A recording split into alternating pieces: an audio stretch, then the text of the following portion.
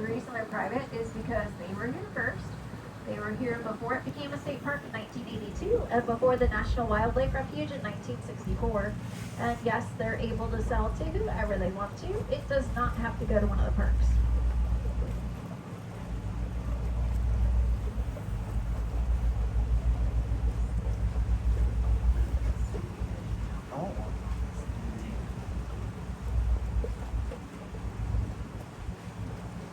The old wood boathouse that's falling into the water there, that's been here since the 1950s. Over the years, the storms have taken a toll on it. About 3 summers ago is when the front end collapsed down there. I don't think the people that live there care to do anything about it. They can easily tear it down, but to rebuild it, they have to go through a lot of special permitting. Yeah. The area just past there with the airboat and the long dock, that used to be Tedder's Landing. It's an old Florida fish camp where you could buy your bait, your ice, launch your boat, come out here, catch bass, brim, crappie or speckled perch, bluegill, tilapia, and catfish, just to name a few. Tedder's was sold 2 years ago, so it's technically no longer a fish camp. The new owners are in the process of restoring it back to one, but they say it'll take a little while longer for that to happen. That's our cormorant on the left side there, floating in the water.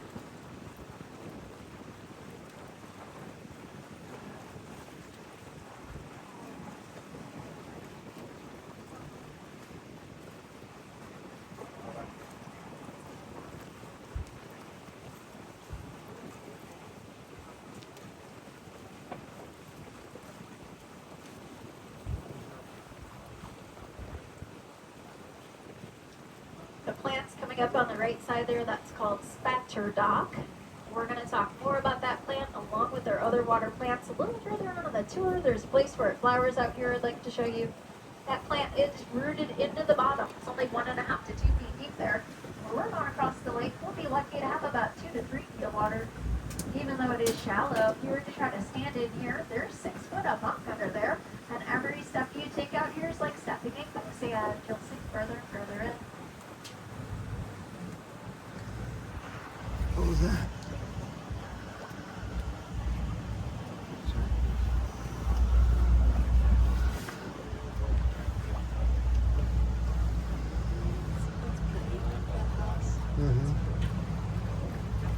And this waterway is Spring Garden Lake we're crossing. It's 1.5 miles long. Way down there on the left at the very end of the lake, that's the start of the Lake Woodruff National Wildlife Refuge hiking trail. 3 miles out to the river, 3 miles back. It goes around in impoundments, which are kept at varying water levels depending on what bird is in residence at that time of the year. Over 215 different species of birds have been accounted for in there. If you want to go, it's free and it's open to the public. And if you're not that adventurous for the 6 miles, they do also have a 1.5 mile loop at the beginning, where you usually see alligators, turtles, birds, and sometimes river otters or marsh rabbits running around. Again, that's down at the Lake Woodruff National Wildlife Refuge. A marsh rabbit, if you don't know what that is, kind of looks like a cocktail, but they got shorter ears and they don't mind swimming.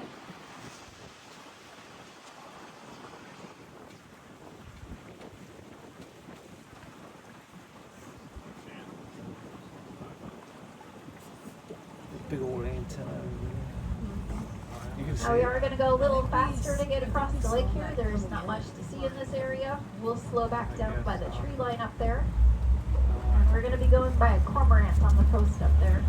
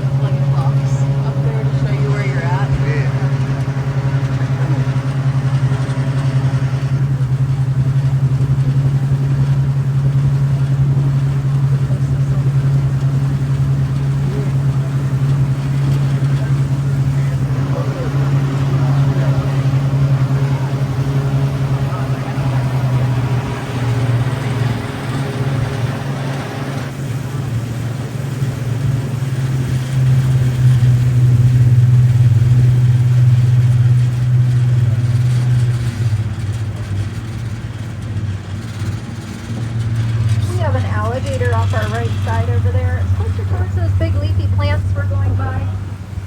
He's swimming towards the plants. Alligator. The bumps on the back side of alligators are scutes, S-C-U-T-E-S. That's his armor plating and solar panel. Scoot is Latin for the word shield, and the skin is made up of a hard leathery type material. Each of those bumps is filled with blood vessels and capillaries. When it's cold out, they sit in the sun. The sunlight heats up those blood vessels and capillaries, gets the blood flow moving, and that's what gives them energy. Now we have entered Spring Garden Creek. This is a distributary of the St. Johns River. The St. Johns is 310 miles long. It's the longest river within the state of Florida, and it's a special river because it flows backwards. The reason it flows from south to north is because where it starts down near Melbourne, Florida, it's 30 feet higher in elevation than it is in Jacksonville where it ends. We're going to have a bird coming up here on our right side. It's going to be a little bit lower than your eye level on this small and dead tree that comes out over these big leafy plants. He does have his wings out. It looks like the cormorant we just went by, but this one is the anhinga or snake bird. Slow down here for a minute. Now, the anhingas get the name snake bird because when they swim in the water, you just see the head and the neck, and it looks like a snake. Swims underwater, spears its fish, can eat 5 pounds of fish a day, just like the cormorants. And like the cormorants, they usually have their wings out to the side to dry them. And the reason they do that is because they have no feeding glands. There's no oil in their feathers. If they had the oil, they wouldn't be able to swim underwater to catch the fish. They just float at the surface like a life jacket. So the real reason they need to dry their wings is that a mold, mildew, or parasites grows in their feathers. That one's male because he's all black. The females have a light brown chest and neck, which we'll see up here in just a minute. But first, before we get to that bird, on our left side, we're going by a great blue heron. It's down low right at the edge of the water on that fallen dead tree that comes out towards the boat. That is our tallest bird out here on the water, 4.5 feet tall, 6-foot wingspan, and weighs in between 4 and 6 pounds. That is the great blue heron there on the left side. And that one is an adult bird because it's got that dark blue patch on the shoulder. And then our female anhinga snakebird's on our right side over here. She's on this dead fallen tree that's got all the moss in it. She's about at your eye level. She has her wings out as well. Light brown chest and neck on her. This one has a white pattern that goes down the back of the wings. Same with the other one. That tells us these guys are mature birds. Starts out as a white spot on the shoulder. Then the older, more mature the bird is, the further down the white pattern goes. So it's kind of like gray hair people. And that's one of the few bird species where the females are prettier than the males. At least in my opinion.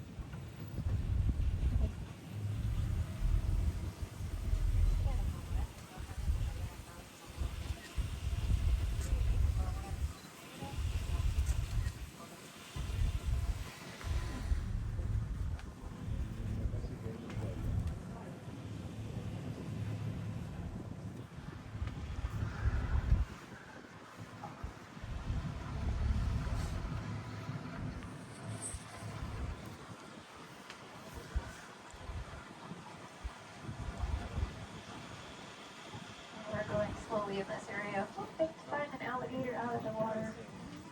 A little further up.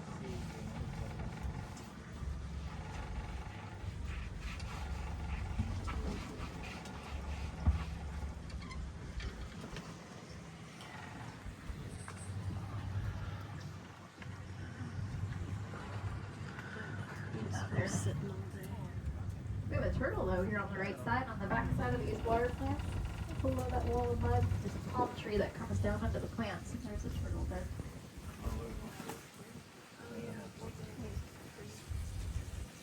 I believe it's a red belly.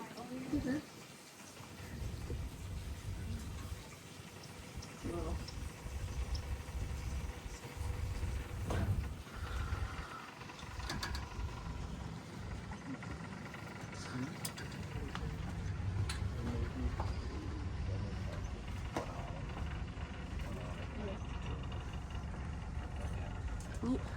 Yeah, seems to scared all their taters with the water.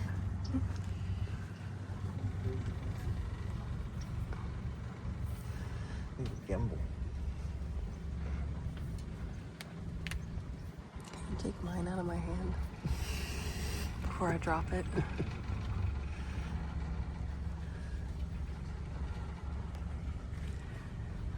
We do have another female anhinga here on the right side. She's lower than your eye level. She's on those dead trees that come up out of the back of the water plants. She looks like part of the tree.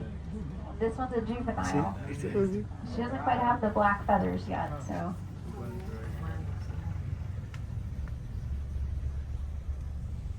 And there's also the male anhinga hiding out in the trees back there too. Where? Just on the backside where all the looks like dead branches are coming up out of the water plants there.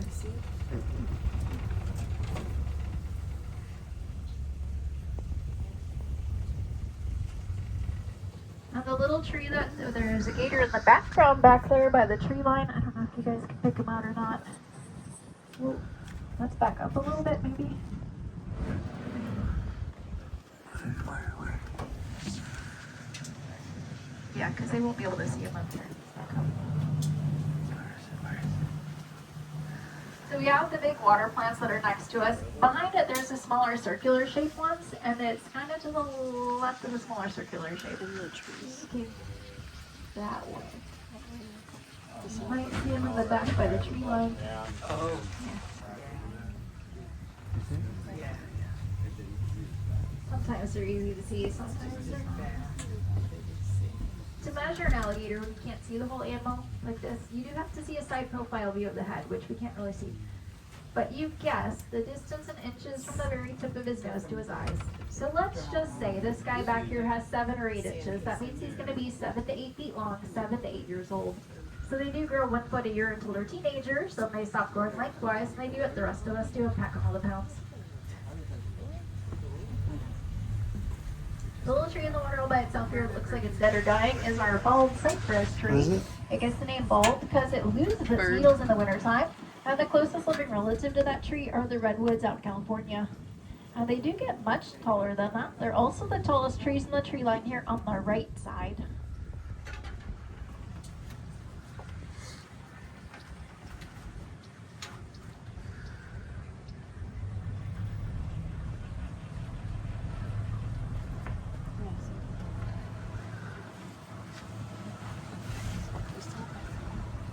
I said it on the railing there. Now the smaller circular shaped plants you see in the water out here, you might have that plant in your yard at home and call it dollar weed. Well, once it hits the water, it becomes pennywort. Same type of plant, 2 different names depending on where it's located at.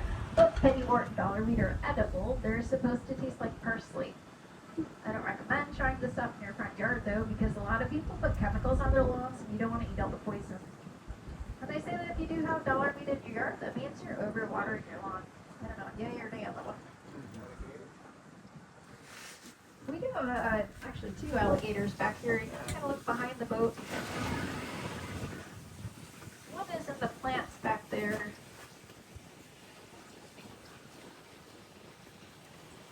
The other one is going to be by the tree line. It is a lot larger. We have to back up though for you guys to see them. Boat's just being finicky right now. I think there's one over there. If you look towards the tree line here on the right side, you're going to see some little ferns at the back there in that opening, and that's where the gator is. It's a large gator back in that opening.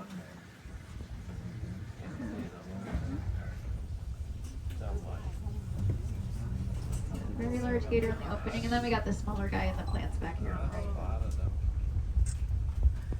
When it gets warmer out, we have to take with what we can get when we see them, so even though they're hard to find. Alligators can live 50 years in the wild, 65 in captivity. They live longer in captivity because they're fed more often and the water's kept at a more constant temperature. Out here, we've seen our water range anywhere from the 80s to the 90s. They usually only eat once a week out here, but if they find something in the meantime and it's too big or they're not hungry, they'll still grab it and then stash it down in the mud until they are ready to eat it.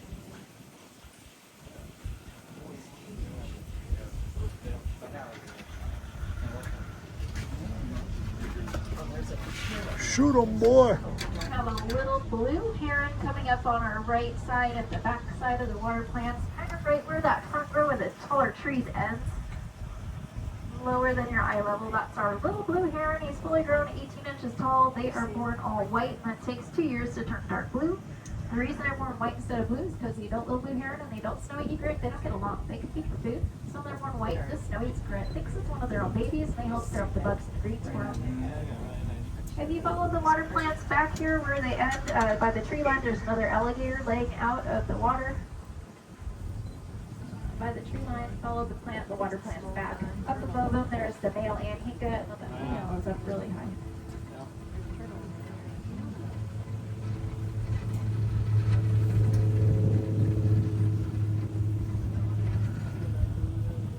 Alligators, when they're born, they're 5 to 7 inches long. They start out eating bugs and small fish, and the larger they get, the larger the prey items get.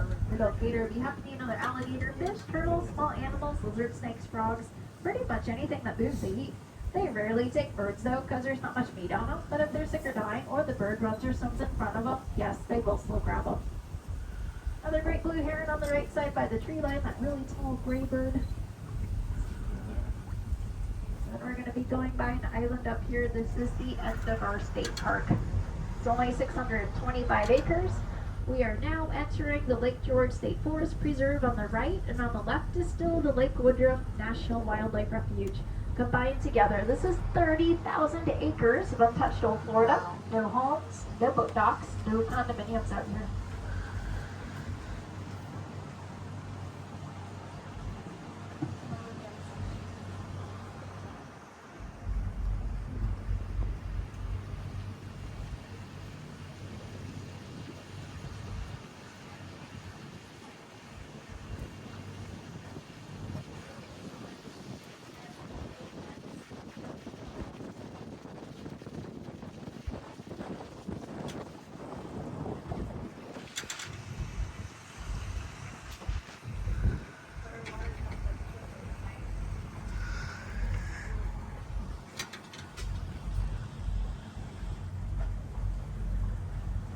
A little harder to see, but there's a brown bird on the right side. It's by the tree line.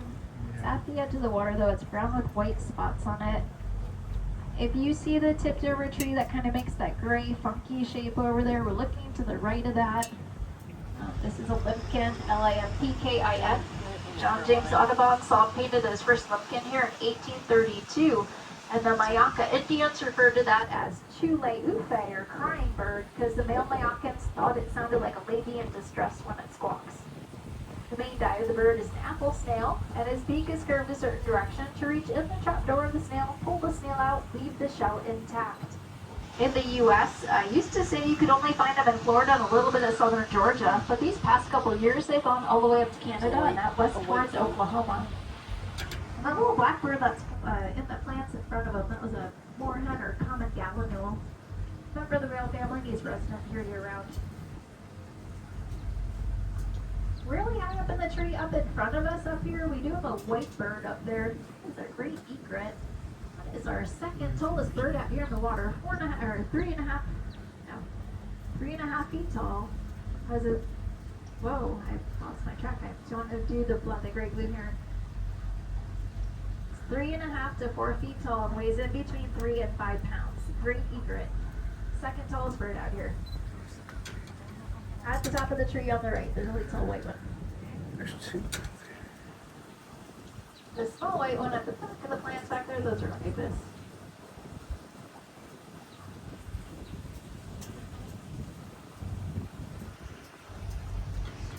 Now our great egrets up there, they do get a delicate wispy feather coming off their tail end during mating season. That's their mating plumage. In the early 1900s, all the ladies had to have those delicate wispy feathers for their hats. They almost hunted the birds to extinction until John James Audubon saw what was going on. He invented the Audubon Society to help protect those birds and the other birds as well, pretty much from the fashion industry. What is it? See? Let me do the spatter dock and then we'll turn around. Now, if you were a Mayaka Indian out here and you started to get hungry on the waterway, 70% of your diet comes from right here in the water in the form of fish, turtles, alligators, mussels, clams, escargot, or snail, and all these large leafy green plants we're coming up next to. They slowly pull them out of the water. At the bottom, there's a tuber, or root. They dice it, boil it, eat it. It tastes like a potato. You'll see some yellow flowers in here towards the edge that kind of look like tulips that don't quite open, or a very large buttercup. They take a handful of those flowers, dry them out, hold them over an open fire, and then they pop like popcorn. The name of that plant is spatterdock, or cow lily, C-O-W, cow lily. So this is not a typical water lily with open spiky flowers. These guys are always round and closed. And I've heard the leaves of them are edible. People cook them like collard greens. So you can essentially eat every single part of this plant.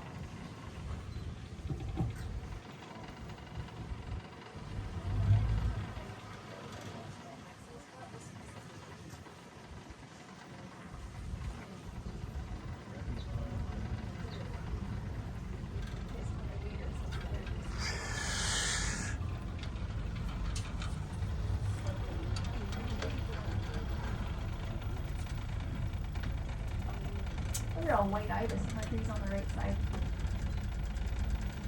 And this is our turnaround spot. If we were to continue on down the waterway another 2 to 3 miles, we'd be in Lake Woodruff. We follow the top of that along into Tick Island Creek. Tick Island Creek will take us to Lake Dexter, and then Lake Dexter takes us to the St. Johns River. Another 110 nautical miles north, we'd be in Jacksonville and out to the Atlantic Ocean. And we could go anywhere we wanted to go from there. The Mayaka Indians that lived here, they did just that. They traded with the other Native Americans of the offshore Carolinas, Hispaniola, Cuba, and the Bahamas. Snowing. And those were not week-long trips or month-long trips. Those trips would last 1 to 2 years. And at the opposite end of Lake Woodruff, there are supposed to be 3 Native American shell mounds that radiocarbon date older than the pyramids of Egypt. Those shell mounds could only be accessible by a boat. We do have a gator down in the plants here on the right side, kind of in front of that wall of mud. His tail goes up on top of the knuckle tree there. So he's kind of facing towards the front of the boat. I wonder how she gets all these animals to stay right there where she's Very at. useless fun fact for you about alligators. They can have up to 82 teeth in their mouth at one time. If one of them breaks, falls out, gets worn down, they grow a new one in its place. If that new tooth breaks, falls out, gets worn down, they grow another new one in its place. So they are constantly replacing their teeth throughout their lifetime. They can go through 1,500 to 3,000 of them. And if you wonder how they know when it's time to replace the tooth, their teeth are hollow, so it makes a hole in there, and then they start to feel in their gums, and their body knows it's time to replace that tooth. It's a big process. They'll have a new tooth in their mouth anywhere from 24 to 48 hours later. There's the moon. And there's the sun. How is the earth blocking it?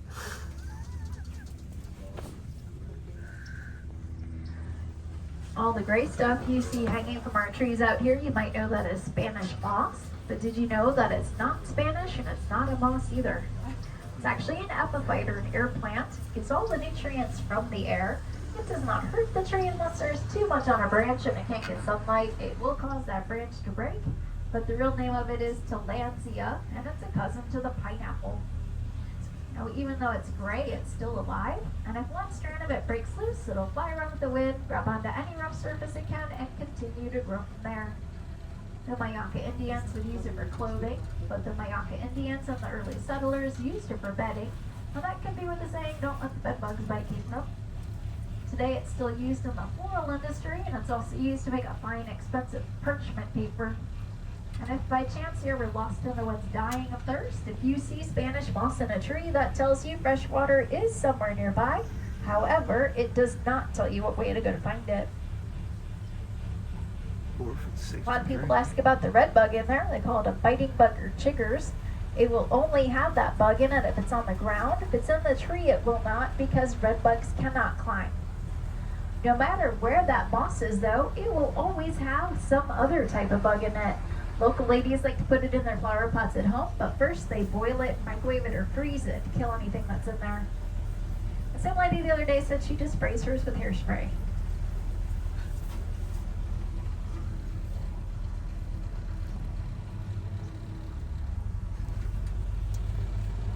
Some of the animals you could find, an alligator in the back on the right side, and the opening back there is towards the left side of the opening.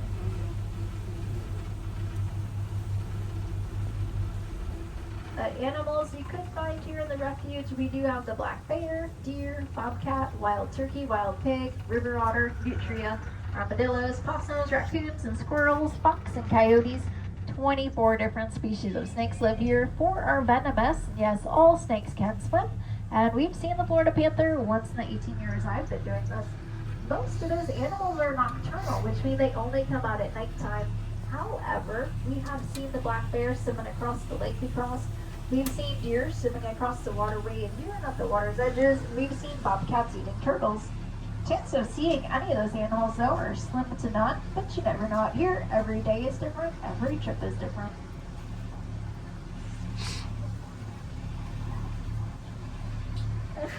Bless you. We're going to have a little blue heron coming up in this big group of the smaller plants here on the right. It's going to be kind of towards the back, maybe midway across. Little blue heron is about 18 inches tall. They're born white, and it takes 2 years to turn that dark blue color.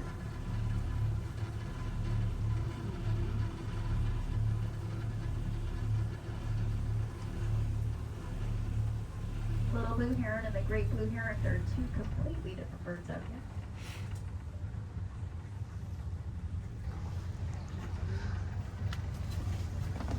Seriously though, if the sun is there and the moon is there, how's the earth going? And coming up in this area here on the right side, we're going to have a lot of tipped over trees. Most of them went down during Hurricane Milton back in October. 1 or 2 of them went down during Hurricane Matthew, October of 2016. And what's neat about our trees when they come over from the storms is they will still grow as long as the root system remains in the waterway.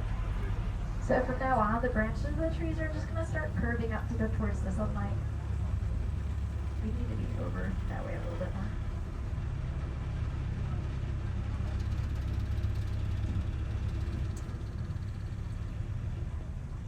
The tall grasses at the edge, that's sawgrass. The leaves of sawgrass have little tiny tooth-like projections that come out the sides. If you come in contact with that plant, it will cut you.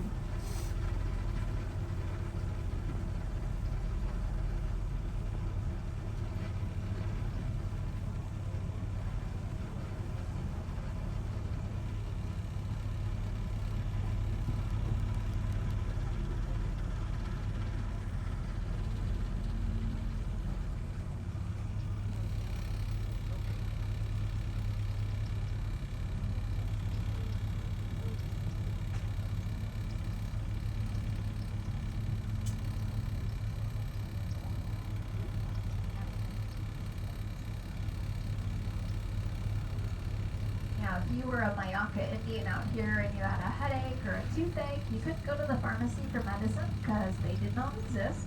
So they'd come over to the shorter trees that are coming up here on the right side. They're going to hang out way over the water. They're going to be close to the boat.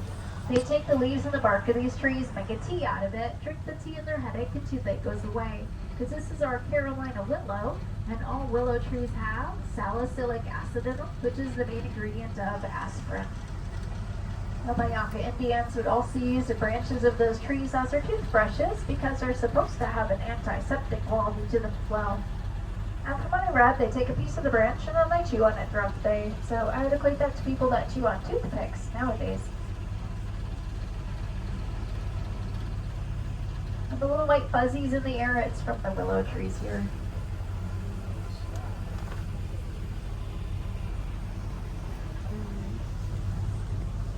Well, and Anhinga coming up here on our right side, she's going to be down low, just on the foot up above the water up here. We're going by a little turtle. They don't like the boat. But yeah, if you put the boat in reverse, he's going to fly in the water.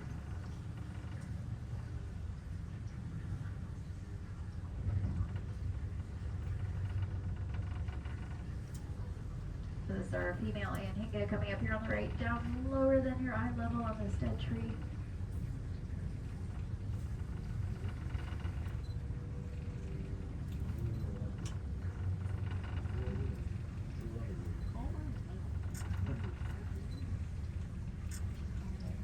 Oh, there's a little baby gator.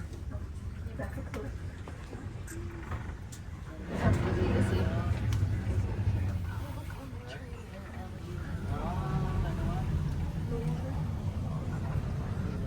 Alright, we're going to have a little gator back here on our right side. It's on one of the dead trees that comes up out of the water here.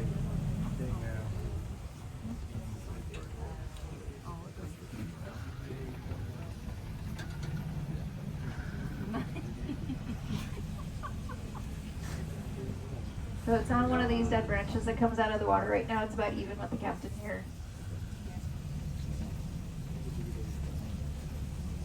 Lined up at the side. How old would you say that was? This one here's probably about 3 years old. 3 feet long, 3 years old. We have some that are up here a little bit further on the right that are about 2 feet long, 2 years old. This one's from a different clutch. And with our alligators, March is courting season, April to May is mating, mid-June mama gator lays the eggs, and at the end of August the eggs hatch. So mama gator is ready to lay the eggs. She goes inland where it's higher, drier, and sunnier. She'll dig a hole in the ground on like 30 to 50 eggs. She'll cover it back up with the dirt. She'll find leaves and branches and whatever else is lying around. She'll put that on top of her nest. And the reason she does that is because she's cold-blooded. She cannot sit on the nest to keep it warm like a chicken does. And she's so heavy that if she tried to do that, she'd break all the eggs. So on sunny days, she relies on the heat from the sun to keep the nest warm. And on cloudy days or when it's raining out, all that stuff she piles on top of her nest creates compost. And as compost decays, it creates heat. That keeps them warm the other days. That's important because those babies closest to the sun where it's warm, they develop into the boy alligators. Those further down in the nest where it's cold, they develop into the girl alligators. A good way to remember that is either chicks are cool or guys are hot. We do have another little baby alligator down here on our right side. It's on this fallen tree that comes out up here. It's on one of the bottom branches on the right side, and then mama gator is on the other side of the water. So that's mama gator on the left, baby gator on the right. So mama's at the edge of the water, the baby's on this dead tree that comes out close to the boat here on the right side. She's on one of the bottom branches in the back. This one's the one that's about 2 feet long, 2 years old.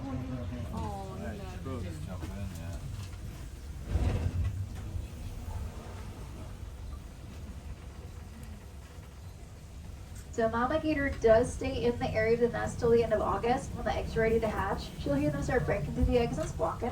She'll help them cover the nest, puts them in her mouth, brings them to the waterway. That's all she does for them. She does not change dirty diapers. She's not to feed them, but she will stay with them for the first 2 years. And if they squawk there and chumble, she'll be there to try to protect them. That's just 10% of her babies, 3 to 5. I never Babies to saw it. adulthood. That's a really good number. When they're in the egg or when they're born, they're 5 to 7 inches long, and anything that's larger than them will eat them, including daddy alligator. And that's because daddy alligator is not 100% sure if those are his babies or not. He's trying to get rid of any of the genetic competition. Rude.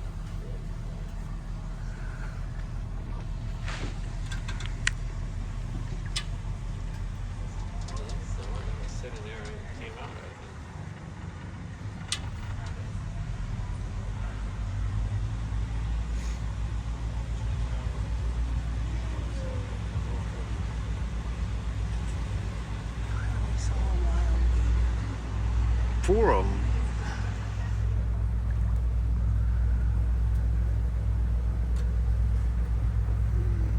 This is the great blue heron coming up on the right side up here. It's on that dead tree that comes out way over the water. Again, this is our tallest bird out here on the water.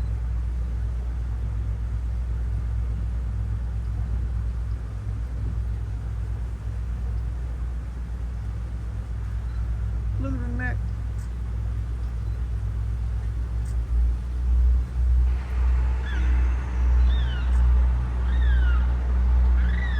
The bird you hear is that limpkin bird. It is brown with white spots we saw earlier.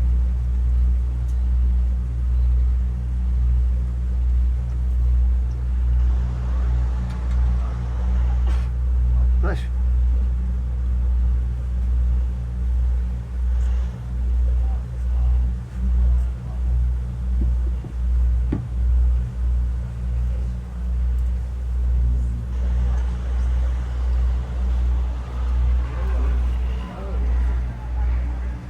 Fight.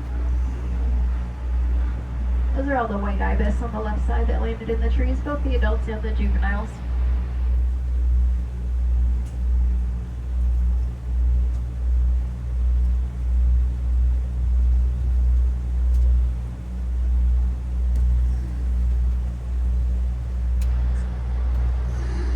And we are going to go a little faster again to get across the lake here. We'll slow back down by the plants up there.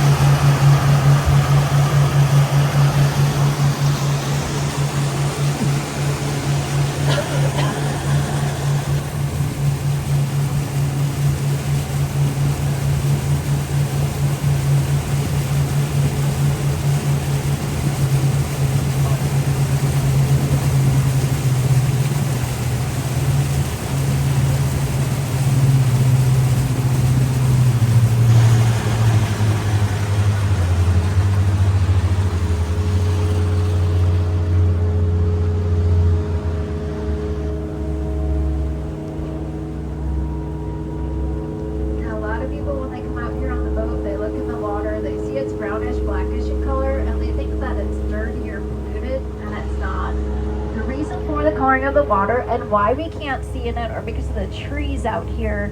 And what the trees do is they give off a substance into the water called tannic acid. Tannic acid is a good thing. Saves stuff in a cup of tea. That's why your tea is brown. It's also in red wines and cancer drugs. And what it does is it stains the bottom brown.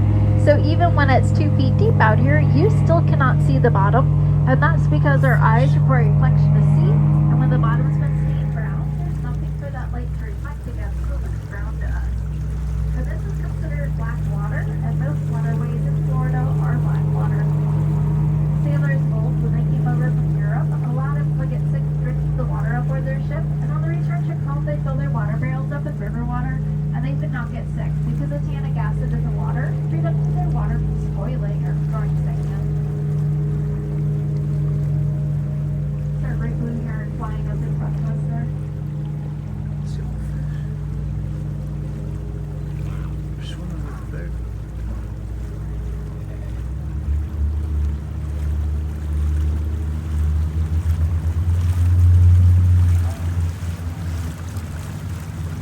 The palm trees you've been seeing out here, that cabbage palm or sable palm, is our state tree here in Florida. However, palm trees are actually considered a type of grass and not a real tree. Have you ever had hearts of palm in your salad or on your pizza? It does come from those trees. They harvest it right where the palm from to live in the food stuff. And then harvesting the hearts of palm does kill the tree.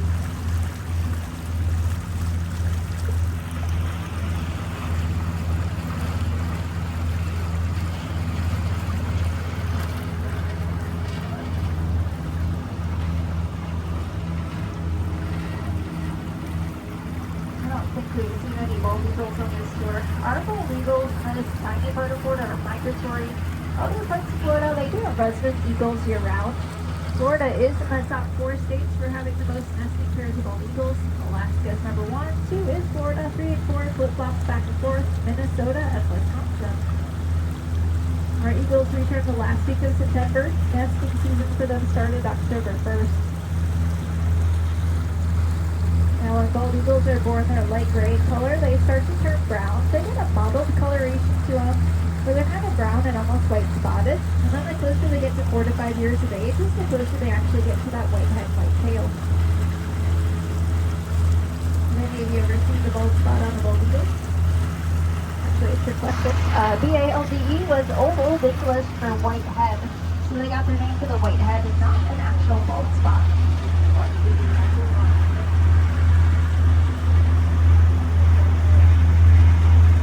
The white ibis coming up on the right side below the sign on the bank there.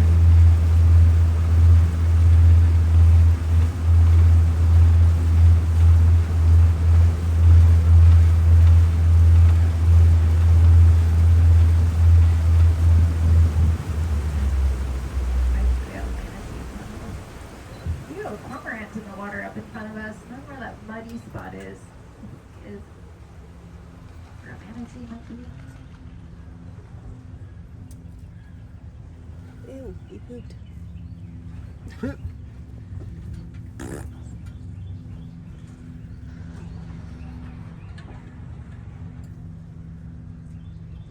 There's 2 further up there.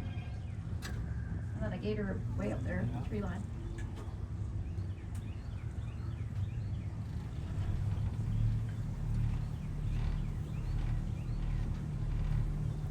I want to say it was those 2 that made all the mud.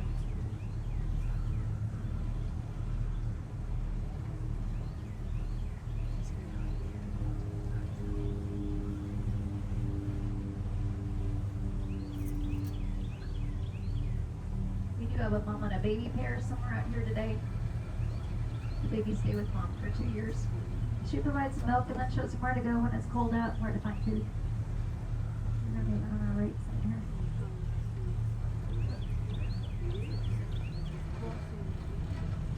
Gestation period is 12 to 14 months. They can have a baby any time of the year.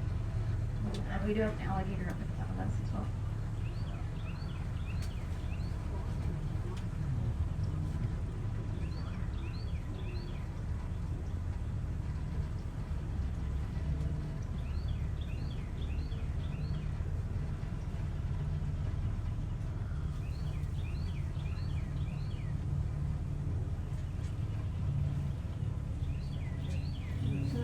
alligator off the right side, about halfway between us. That's the shoreline there. Get closer to the shoreline.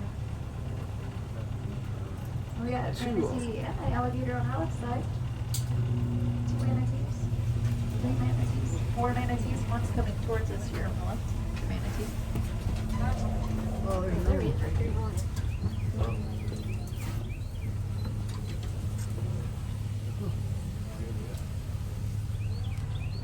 Alligators leave manatees alone because they're too big for them. They might try to go after a newborn baby because they're only about 30 to 50 pounds at that time, but mama manatee gets in between them and you never mess with mama.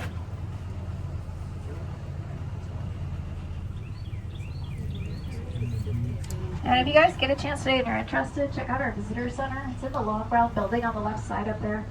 It does look deceiving when you walk up to it because it's going to look like a retail store. All along the walls of the retail store, the history for the area. There's a touch table in there with the animal skulls and turtle shells. They have some samples of the canoes. They pulled out the swim area. And they have a video in there playing on a loop what the park looked like here in the 50s and 60s. It's different than what you see today. Where the visitor center sits, there was a 2-story hotel there along with a casino attached to it. Back down there, casino is more like a large meeting area or dance hall. It had nothing to do with gambling machines. The swimming area didn't have as much concrete around it. There was no metal railing, and the waterfall did not exist. It was dirt and grass going across there. They considered it a spillway back then. And the circus used to winter here. They would exercise their animals throughout the park. And on that video is Queenie, the water skiing elephant that was here. She's a baby elephant. They'd exercise her here in the lagoon, anywhere from where we are now to where the waterfall is today. Now we would like to thank you for coming out with us today. If you could all please take a seat, remain seated. If by chance we bump the dock up here, the boat's going to stop, but you are not. And it will take us a couple minutes to get everything situated up here. We're going to open up the front door. You're going to want to stand up and get off the boat, but we need you to remain seated. So when you see us two up there at the front, that's going to be your all clear to stand up and get off the boat. So thank you.